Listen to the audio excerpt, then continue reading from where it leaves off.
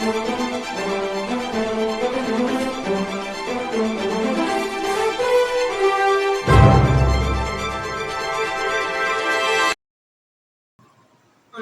இயேசு கிறிஸ்துவின் இனிய நாமத்தில் அன்பின் நல்வாழ்த்துக்கள். நான் பேச இருக்கும் செய்தியின் தலைப்பு மருந்து கசப்புதான். கடுமையான ஒரு நோய் சரீர நலத்தை கெடுத்துக் கொண்டிருக்கின்றது. மருத்துவரை அணுகினால் அதற்கென்று கடுமையான ஒரு சிகிச்சையை ஏற்றுக்கொள்ள சொல்கின்றார். அந்த சிகிச்சை கடுமையானதென்றாலும் வியாதியின் கொடுமையினால் அழிந்து விடாதபடி அந்த சிகிச்சையை ஏற்றுக்கொள்ள நாம் முன்வருவோம்.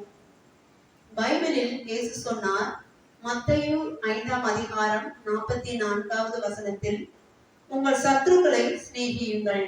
இதுவும் ஒரு கடுமையான சிகிச்சை முறைதான். பேசுவதற்கு இது எளிதாயிருப்பினும் கடைபிடிப்பது கஷ்டமான ஒன்றுதான். ஆனாலும் உங்கள் வாழ்க்கைக்கு ஊறு விளைவிக்கும் அந்த கொடிய நோயை அகற்ற அந்த சிகிச்சையை ஏற்பது மிகவும் அவசியம். இது ஒரு கசப்பான மருந்துதான், ஆனால் அது மிகுந்த ஆரோக்கியத்தை தருவதாகும். மற்றவர்களை குறித்த வெறுப்புகள் தானே அனைவருடைய வாழ்க்கையை அழித்து நாசமாக்குகின்றன. பிறரை குறித்த கசப்புகள் தானே பலருடைய வாழ்க்கையை பலவீனப்படுத்துகின்றன. பிறர் செய்ததை குறித்த கோபமான சிந்தனைகள் தானே அநேகரின் ஆத்தும அமைதியை அடியோடு அகற்றுகின்றது. தேவ உறவின் இழப்பிற்கும் அது வழி செய்கின்றது. முதலாவது 1 சாமுவேல் 26ஆம் அதிகாரம் 9வது வசனத்தின்படி, சவுல் தாவீதை கடுமையாக பகைத்த போதும் தாவீதோ சவுலை பகைக்கவில்லை. தேவன் மேல் கொண்ட பற்றின் காரணமாக சவுலின் அக்கிரம செய்கைகளை தாவீது சகித்ததோடு சவுலின் மேல் அன்பையும் மரியாதையும் வைத்திருந்தான்.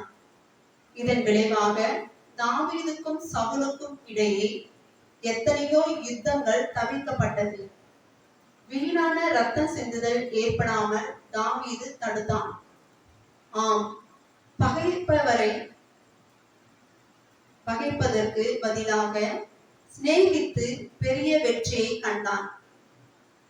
இரண்டாவதாக லூக்கா 23வது அதிகாரம் 34ஆம் வசனத்தில், இஸ்ரவேல் மக்களுக்காக தேவன் மனிதனாக இயேசுவாக இந்த உலகத்தில் வந்தார். ஆனால் அவர்களோ அவரை யார் என்று தெரிந்து கொள்ளாமல் சிலுவையில் அறையவும் கொலை செய்யவும் ஒப்பு கொடுத்தார்கள். கோபப்பட வேண்டிய அவரோ அவர்களை மன்னித்தார்.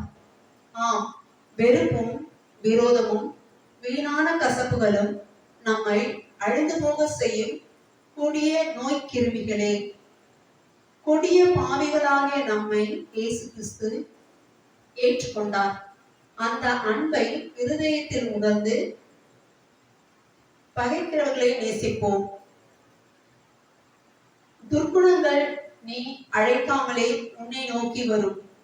நற்குணங்கள் நீ விரும்பி தேடினால்தான் உன்னிடத்தில் வரும். ஆமென்.